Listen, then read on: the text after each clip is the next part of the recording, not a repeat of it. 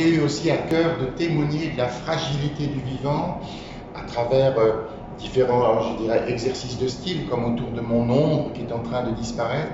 Mais j'ai eu à cœur de le faire dans des sites qui pour moi comptent beaucoup. Et nous sommes ici à Valchevrières, dans ce hameau où des résistants sont morts pour notre liberté. Et c'était une façon pour moi de leur rendre hommage.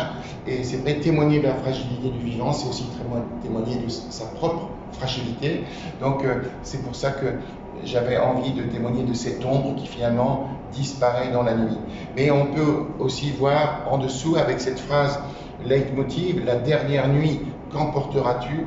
Que retiendrons-nous du monde dans lequel nous avons vécu?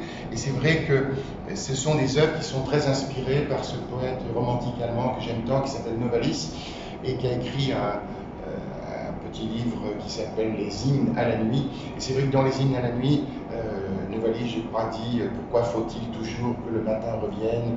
L'empire des choses terrestres ne connaître-t-il donc jamais de fin ?» Donc ce questionnement sur l'au-delà, ce questionnement sur notre présence au monde, je trouve que l'ombre en témoigne de façon merveilleuse, mais aussi, pourquoi pas, des paysages. Là on est avec des branches qui disparaissent dans la nuit, ici un bord de rivière, et à chaque fois je trouve qu'il y a comme une magie, il y a comme un mystère qui prend le paysage. Je suis toujours assez bouleversé par ce moment de l'angoisse vespérale, comme on dit. Et on sait que les petits-enfants, par exemple, sont souvent très inquiets quand la nuit vient.